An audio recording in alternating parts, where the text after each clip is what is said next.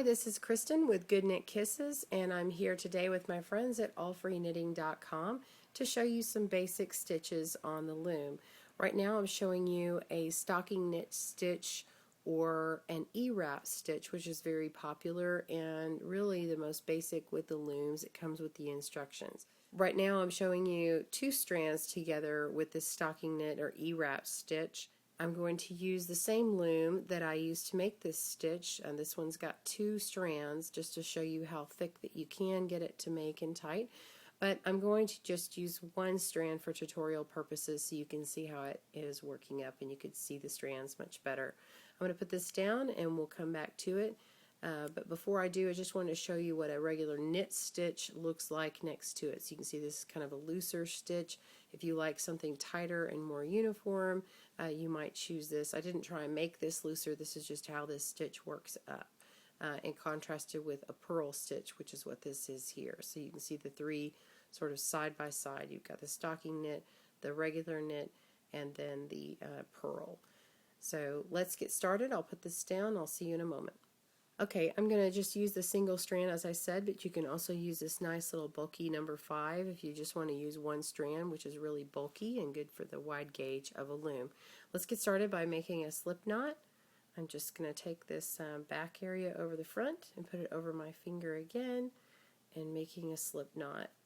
And I'm just going to put this on the loom. We're going to go about 5 or 6 pegs.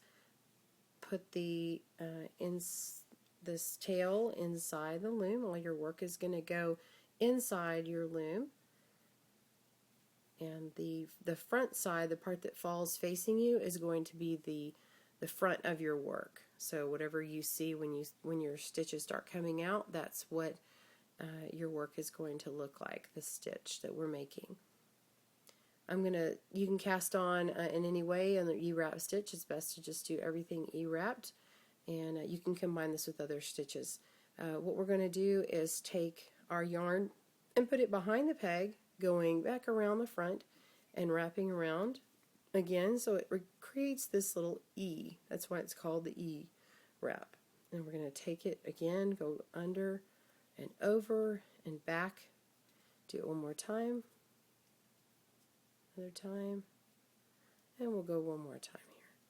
Now we've wrapped all the way around. We want to come back through our work. I'm going to actually make this a slip stitch, so it's not going to go away from my work, but now I'm going to come back on the inside of this peg here and go back around to the back. So we're just working our way across to go all the way back to the front. Okay? And then once we have those there, we're just going to kind of hold this for a moment, grab our knitting tool, and instead of going to the first one, we're to knit over. Knitting over is just the process of taking the lower strand over the top strand. We're going to go to this one here where the last working strand was wrapped, and we're going to flip this over here. And what that does is it's just going to lock our work up, and then that way you don't have to worry about it unraveling and popping, or else you're going to have to anchor it down somehow. And this is just a lot easier. So I'm just taking these loops on the bottom and pulling them over the top. This is called knitting over. It's how you do several strands at once. So now I have done all of my knitting on here. That row is done. We can mark that off, and now we're going to just go to the next one, wrap that. This is row 2. Just continuing to wrap this, and now I'm on this end. I'm going to hold that and I'm going to knit this last one over, and now my work is locked in. My hands are free.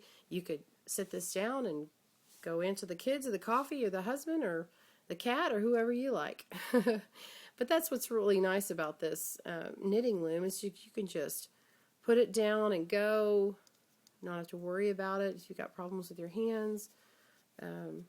I started this instead of regular knitting because of carpal tunnel. So now I'm starting on my row 3. We're just going to go back around and keep going. So it works up really fast. It can become addicting, and It's just a lot of fun. It's loom knitting is also really easy for kids, especially this stitch right here, and little kids really enjoy this. My daughter is 4, and she actually helped me make a little hat for her baby brother. I say helped me. She did most of it, and then I finished off the hat. I actually got her started on it and finished off the hat and also put a pom-pom on. So this right here is kind of showing, this is the back here, but showing you what a few of these rows are starting to look like. So as you can see, if you're used to regular knitting, this is going pretty fast, and you just keep going back and forth as long as you need. You can use the whole loom, or you can use a portion of the loom. You could actually go around in a circle if you wish and make it a tube. You could actually go start here, go all the way around using this peg down here, come back and leave it open, and then make a panel that's twice as wide as this loom. So there's lots of things you can do. Thank you for tuning in to Good Knit Kisses. Happy looming!